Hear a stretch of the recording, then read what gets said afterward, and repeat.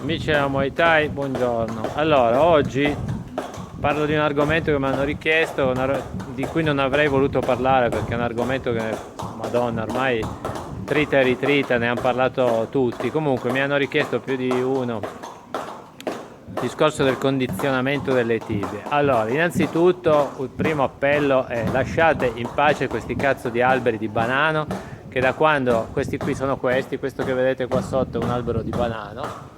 Intanto l'albero di banano dovete tenere presente che è morbido, quindi dopo Boacao che ha fatto quel video lì si sono buttati tutti a fare i video calciando questi alberi di banana, abbattendo. L'albero di banano è morbido, poi si usava quando non c'erano i sacchi, perché poverini thailandesi una volta non avevano i sacchi tanti anni fa, e quindi erano costretti nell'Isan soprattutto a avvalersi degli alberi di banano, e quindi questo poteva avere un senso che ora oggi non ha più questo senso qui, non c'è più. Allora, cosa bisogna fare per condizionare le tibie? Intanto tutte anche le minchiate di battersi con i mattarelli sulle tibie, tutte queste cazzate qua lasciatele stare, vi fate solo male.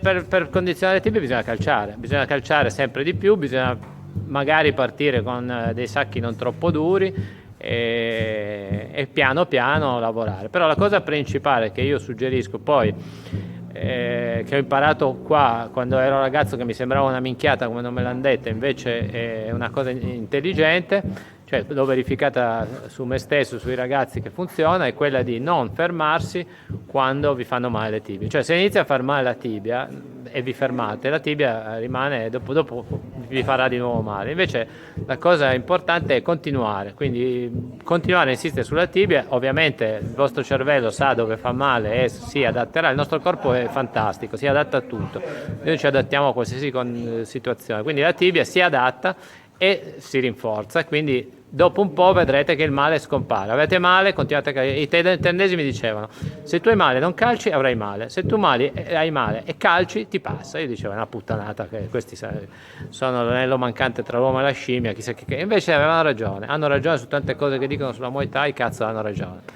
E bisogna fare così. Quindi come si condizionano le tibie? Semplicemente calciando. Perché noi facciamo tanti calci? Perché in Thailandia si fanno tante ripetizioni di calcio? Perché più calci e più la tibia si abitua. Se vedete le tibie di chi fa la Muay Thai, normalmente i peli sulle tibie degli uomini sono scomparsi, perché a forza di calciare diventano la pelle anche diventa più liscia, si adatta. Quindi l'unico consiglio che do è di calciare sui sacchi, non sui PA ovviamente, eccetera, e di, quando fa male, calciare più piano, cercare di adattare il calcio non comprendere il colpo magari dove avete male, ma continuare a calciare, perché è lì che la tibia si condiziona, e calciare sempre più forte su sacchi sempre più duri. Noi abbiamo dei sacchi molto duri, ne abbiamo anche qualcuno morbido, perché calciando i sacchi molto duri è normale che piano piano si condizionano le tibie.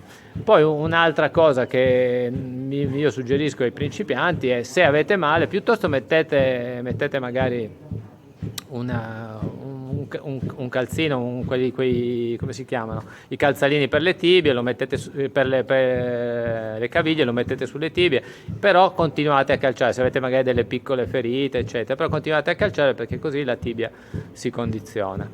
E che altro dire su questo argomento? Poi quando c'è, ecco, dopo un match cosa facciamo? Dopo un match che magari abbiamo la tibia un po' acciaccata, usiamo un asciugamano con dell'acqua molto calda, bollente, ma non come fece l'amico Jerry tanti anni fa, che si portò via la pelle, non troppo bollente ma non troppo, e a passare sulla tibia senza scorticarvi, ma piano piano, facendo sciogliere l'ematoma e trasformando quello che è il danno in callo osseo.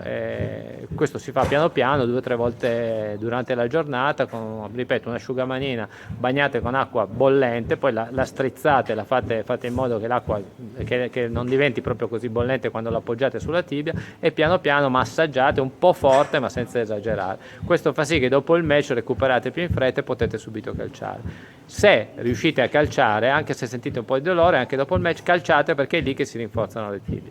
E poi, ripeto, sempre, ripetizioni, tantissimi calci, più calci fate, più la tibia si abitua, perché il nostro corpo è fantastico e si abitua a tutto. Adesso poi ho chiesto la parola, ho chiesto di dire qualcosa anche di scientifico all'amico, al professor Cimadoro, Giuseppe Cimadoro, perché come sapete abbiamo una collaborazione che dura da tempo, è stato qua da noi, da tanto tempo che collaboriamo e ci confrontiamo, e quindi volevo anche sapere da lui il punto di vista scientifico, perché noi lavoriamo su quello che è la nostra esperienza e quella dei ragazzi qui sul campo, però volevo sapere anche dal punto di vista scientifico come l'osso, ho chiesto a lui di farmi sapere come l'osso reagisce in questi casi e cosa consiglia fare lui dal punto di vista scientifico, e ora lo ascolterete. Grazie, viva la Muay Thai e fate i bravi. Ciao Roberto, ciao a tutti ragazzi. Roberto mi ha chiesto un'opinione per quanto riguarda il condizionamento delle tibie, per rafforzarle ovviamente e per avere meno problemi durante i match. Da un punto di vista scientifico non ci sono delle evidenze dirette che ci possono dare indicazioni precise su come bisognerebbe condizionare le tibie e in che modo possiamo migliorare, per esempio un atleta che per la prima volta arriva in palestra e vuole avere le tibie che siano in grado di sopportare gli impatti durante i blocchi o durante i calci medi che spesso finiscono contro i gomiti. Sappiamo però, ovviamente da un punto di vista fisiologico, che il tessuto osseo è in grado di modificarsi, adattarsi come qualsiasi altro tessuto, come il tessuto muscolare, come sistema cardiovascolare, eccetera. Senza dubbio un principio che deve essere rispettato è quello della progressività, così come esiste la progressività del carico applicato all'allenamento della forza, sicuramente colpire, effettuare degli impatti che sono progressivamente sempre più duri è una cosa da tenere in conto. Quindi certamente né io, probabilmente neanche Roberto consiglia di arrivare in palestra immediatamente, colpire dei sacchi che sono molto duri, oppure fare dei lavori in coppia dove il trauma sull'osso è esagerato. Una cosa importante da ricordare è che l'osso ha bisogno di uno stimolo per potersi rigenerare. Questo stimolo può essere ovviamente di due tipi. Il primo tipo, che è quello un po' più semplice, è quello di allenarsi per aumentare la forza dei polpacci, per esempio. Perché?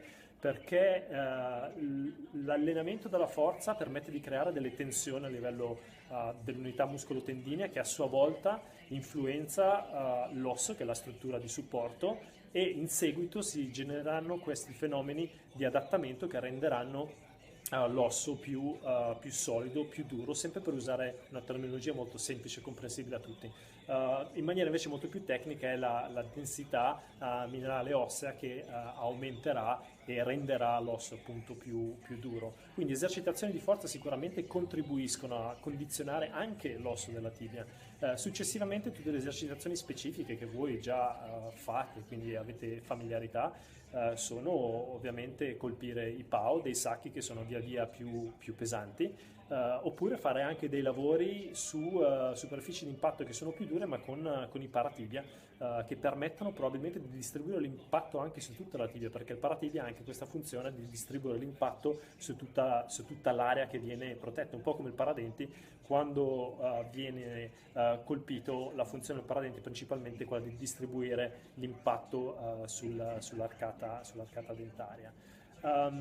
Detto questo, ancora una volta penso che la cosa importante sia quella di evitare di copiare esercitazioni, diciamo, più dannose che benefiche, come sono quelle di colpire alberi o superfici eccessivamente dure, o ancora passarsi il mattarello sulle gambe, che non credo siano pratiche che possono contribuire a condizionare correttamente